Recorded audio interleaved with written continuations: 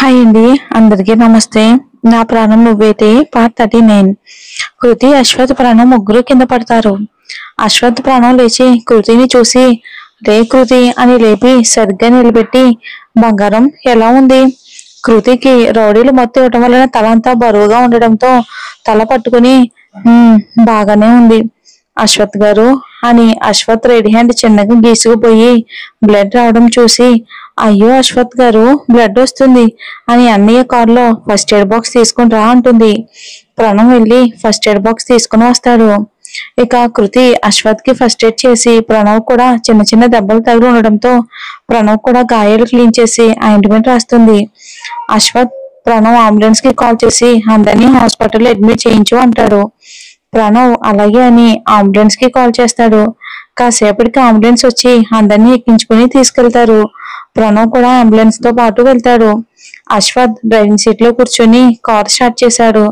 కృతి అశ్వత్ పక్కనే కూర్చొని అశ్వత్ వైపు చూసి నన్ను కిడ్నాప్ చేసింది ఎవరు అంటుంది. అశ్వత్ సడన్ గా కార్ వైపి నువ్వు అతన్ని చూడలేదా కృతి? లేదు, మాల్లో లిఫ్ట్ లో ఎవరో నా ఫేస్ కి ఏదో స్ప్రే చేశారు. అప్పుడు స్పృహ తప్పితే ఇప్పుడు మళ్ళీ స్పృహలోకి వచ్చాను. నన్ను ఎవరు కిడ్నాప్ చేశారు అంటుంది అమాయకంగా ఫేస్ పెట్టి కృతి. అంటే తన వైభవ్ని చూడలేదు, తన పేరు చెప్పి మళ్ళీ తనను భయపెట్టడం ఎందుకు అని ఎవరో తెలీదు, తెలుసుకోవాలి. సమయానికి మేము వచ్చాం కాబట్టి సరిపోయింది. కృతి ఫేస్ దోసిట్లోకి తీసుకుని ఎక్కడైనా జాగ్రత్తగా ఉండు బంగారు, నీకేదైనా జరిగితే నేను భరించలేను అంటాడు గట్టిగా హత్తుకుని. కృతి అశ్వత్ పెట్టుకోవడంలోనే తెలుస్తుంది తను ఎంతలా టెన్షన్ పడ్డాడు అనుకుని. అలాగే అశ్వత్ గారు జాగ్రత్తగా ఉంటాను అంటుంది. అశ్వత్ ఈ గాల్లో బోరులే వద్దు బంగారం, నువ్వు అలా నన్ను పిలుస్తూ ఉంటే నువ్వు నాకు దూరంగా ఉన్నట్టు అనిపిస్తుంది అంటాడు. అలా అనకండి అశ్వత్ గారు, నేను మీకు దూరం అవటం అంటే అది నా ప్రాణం పోయినప్పుడు మాత్రమే అంటుంది. అశ్వత్ కృతి నోటిపై చెయ్యి వేసి అలా మాట్లాడుకు బంగారం, నువ్వు కనబడకపోయేసరికి ఊపిరి ఆగిపోయినట్టు అయ్యింది బంగారం. నువ్వు నా పక్కన లేకపోతే అసలు నాకేం తోచదురా అని అంటాడు. దానికి కృతి నవ్వి అందుకేనా అత్తయ్య గారు పెళ్ళయ్యే వరకు ఇంట్లో ఉండనిమంటే కుదరదు అన్నారు అంటుంది. దానికి అశ్వత్ నవ్వుతూ బొగ్గపై ముద్దు పెట్టి అవును కాబోయే శ్రీమతి గారు అని తన ముక్కుని కృతి ముక్కుతో రబ్ చేస్తూ అంటాడు. ఇంతలో ఫోన్ మోగడంతో లిఫ్ట్ చేసి మాట్లాడి కార్ స్టార్ట్ చేస్తాడు. కృతి అత్తయ్య గారా?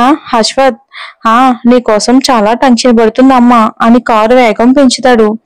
అప్పటి వరకు అక్కడే చోటుగా వీళ్ళిద్దరిని చూస్తున్న కైవల్య కోపంగా ఈ రోజుకి తప్పించుకున్నావే, కానీ నిన్ను చంపకుండా వదలను. ఇటు నా అన్నయ్యకు దెబ్బలు తగలడానికి కారణమయ్యావు, ఇటు నా అశ్వత్ని నా కాకుండా చేస్తున్నావే, చూస్తా నీ అంత చూస్తా అని అక్కడి నుండి వెళ్తుంది. ఇక ప్రణవ్ రిసెప్షన్ లో ఫార్మాలిటీస్ అన్ని కూడా పూర్తి చేసుకుంటారు. హాస్పిటల్ వాళ్ళు ఇన్ఫార్మ్ చేయడానికి కంగారుగా వచ్చి రిసెప్షన్ లో అమ్మాయి మా మనవడు ఎక్కడున్నాడు, వాడికి ఎలా ఉంది అంటుంది. రిసెప్షనిస్ట్ మీ మనవడి పేరు చెప్పండి మేడం అంటుంది. దానికి మాలినీదేవి వైభవ్ అమ్మ. ప్రణవ్ ఆ పేరు వినగానే తలెత్తి మాలినీదేవి వైపు చూసి ఈవిడే అన్నమాట వాడి నానమ్మ అని అనుకుంటాడు. రిసెప్షనిస్ట్ ఐసీయూలో ఉన్నారు మేడం, ట్రీట్మెంట్ జరుగుతుంది అంటుంది. దానికి మాలిని కంగారుగా ఐసీయూ దగ్గర నించుని ఉంటుంది. ప్రణవ్ మాలినీదేవికి కొంచెం దూరంలో కూర్చొని ఉంటాడు. కాసేపటికి డాక్టర్ బయటకు వస్తాడు. మాలినీదేవి డాక్టర్ నా మనవడికి ఎలా ఉంది డాక్టర్? అతనికి చాలా దెబ్బలు తగిలాయి, హ్యాండ్ పై రాడ్ తో గట్టిగా కొట్టడం వలన హ్యాండ్ కూడా ఫ్రాక్చర్ అయ్యింది, బాడీ మొత్తం చిన్న చిన్న దెబ్బలు తగిలాయి, కంప్లీట్ గా 1 month బెడ్ రెస్ట్ అవసరం అంటాడు. మాలిని అయ్యో వైభవ్ అని ఏడుస్తూ గట్టిగా అరుస్తూ ఉంటే ఇంకో డాక్టర్ వచ్చి ఎందుకు అలా అరుస్తున్నారు, ఇది హాస్పిటల్, సైలెంట్ గా ఉండండి అంటాడు. మాలినీదేవి మీకేం డాక్టర్, ఎన్నైనా చెప్తారు, అక్కడ ఉంది నా మనవడు, వాడు చీమకు కూడా అపకారం చేయనివాడు, అలాంటి వాడిని కొట్టారు, హ్యాండ్ కూడా ఫ్రాక్చర్ అయ్యింది అంటున్నారు. ఇలాంటి పరిస్థితిలో వాడు ఉంటే బాధపడకుండా ఎలా ఉంటాను అంటుంది మాలిని.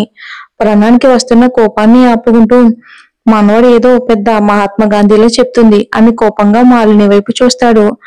డాక్టర్ ఇంతకీ మీ మనవడు ఎవరు? ఆపరేషన్ థియేటర్ లో ఉన్న అతనా? ఐసీయూ నుండి ఇప్పుడే రూమ్ కి మార్చాం అతనా అంటాడు. ప్రణవ్ ఆపరేషన్ థియేటర్ లో ఉంది మా మనిషి డాక్టర్ అంటాడు. డాక్టర్ ఓ అవునా అని మాలిని వైపు చూసి హ్యాండ్ ఫ్రాక్చర్ అయింది మీ మనవడికి కాదు వీళ్ళ మనిషికి అని ప్రణవ్ వైపు చూసి హీఈస్ అవుట్ ఆఫ్ డేంజర్ కానీ కంప్లీట్ బెడ్ రెస్ట్ అవసరం. అతని హ్యాండ్ పై చాలా బలంగా రాడ్తో కొట్టారు. చెయ్యి నార్మల్ గా వర్క్ చేయాలంటే కనీసం 2 months అయినా పడుతుంది. అంత బలంగా కొట్టారు. కొట్టిన వాళ్ళు ఎవరో కానీ కొంచెం కూడా మానవత్వం లేకుండా ప్రవర్తించారు అంటాడు. మాలినీదేవి అంతలా వాళ్ళు కొట్టారంటే అతనేం చేయకుండానే కొట్టుంటారా అంటుంది. దానికి ప్రణవ్ మాలినీదేవి వైపు చూసి మనిషి రూపంలో ఉన్న మృగం లాంటి మనిషి మంచి మానవత్వం లేనివాడు కొట్టాడు అని ఆపి మాలినీదేవి వైపు చూసి ఎవరో కాదు నీ మనవడే అంటాడు. దానికి మాలినీదేవి కోపంగా ఏంటి నా మనవడు కొట్టించాడా? అనవసరంగా నా మనవడి మీద అబద్ధాలు చెప్తే బాగుండదు చెప్తున్నా అంటుంది. కృతిని ఇంటి దగ్గర వదిలి దినేష్ కి ఎలా ఉందో చూద్దామని వచ్చిన అశ్వత్ గంభీరంగా నీ మనవడి మీద అబద్ధాలు చెప్పాల్సిన అవసరం మాకు లేదు. నీ మనవడి కారణంగా దినేష్ అతను హాస్పిటల్ బెడ్ పై ఉన్నాడు. పాపం అనుకోకుండా మళ్ళీ నీ మనవాన్ని వెనకేసుకుని వస్తున్నావు. ఇలా వెనకేసుకుని వస్తున్నావు నీ వల్ల వాడు ఎలా తయారై ఉంటాడు అంటాడు. మాలినీదేవి అశ్వత్ వాయిస్ లో గంభీరం చూసి కొంచెం భయపడి మళ్ళీ తేరుకుని అశ్వత్ వైపు వేలు చూపించి నన్నే అంటావా? నేనెవరో తెలుసా? నా బ్యాక్గ్రౌండ్ ఏంటో తెలుసా? మా రేంజ్ ఏంటో తెలుసా? మా వైభవ్ అతను బాధ పెట్టుంటారు. అశ్వత్ హా తెలుసు, మీ గురించి కూడా తెలుసు, మీ బ్యాక్గ్రౌండ్ గురించి కూడా తెలుసు. తన కూతుర్ని నీ మనవడికి ఇచ్చి చెయ్యను అన్నందుకు నిండు ప్రాణం తీసేంత బ్యాక్గ్రౌండ్ ఉంది మీకు. కూతురి జీవితం ఒక దుర్మార్గుడి చేతిలో బలవటం ఇష్టం లేక తన కూతుర్ని కాపాడుకోవాలని తపన పడిన ఒక తండ్రి చావుకు కారణమైన రేంజ్ మీది అని అంటాడు. మాలినీదేవి ఆలోచిస్తూ ఇవన్నీ ఇతనికి ఎలా తెలుసు? అంటే వీడు మళ్ళీ ఆ కృతి కోసమే వెళ్ళి ఎలా అయ్యాడా అని అశ్వత్ వైపు చూసి కృతి మీకు తెలుసా అంటుంది. అశ్వత్ తను నాకు కాబోయే భార్య, తన జోలికి వచ్చినా తనని ఇబ్బంది పెట్టాలని చూసినా ఈసారి నీ మనవడు ఐసీయూ రూమ్ కాదు డైరెక్ట్ గా మార్చురీకే వెళ్తాడు. ఈ అశ్వత్ నందతో పెట్టుకోవద్దని నీ మనవడికి చెప్పు అని డాక్టర్ దగ్గరికి వెళ్లి దినేష్ గురించి అడిగి తనని జాగ్రత్తగా చూసుకోమని చెప్పి ప్రణవ్తో ఇంటికి వెళ్తాడు. మాలినీదేవి వెళ్తున్న అశ్వత్ ని చూస్తూ వయసులో పెద్దదాని అని మర్యాద లేకుండా నాకే వార్నింగ్ ఇచ్చాడు. ఓసే కృతి, ఇన్ని రోజులు నువ్వు నా మనవడి జీవితంలోకి రావద్దని అనుకున్నాను, కానీ వీడు నాకే వార్నింగ్ ఇచ్చి వెళ్ళాడు. వీడికి నీ కాబోయే మొగుడికి ఈ మాలినీదేవి అంటే ఏంటో చూపించడం, దానికోసమైనా సరే నా మనవడికి నీకిచ్చి పెళ్లి చేస్తానే అనుకుంటూ వైభవ్ని చూడటానికి వెళ్తుంది మాలిని. అశ్వత్ ప్రణవ్ ఇంటికి వెళ్లేసరికి కృతి సుమతి ఒడిలో పడుకుని నిద్రపోతుంది.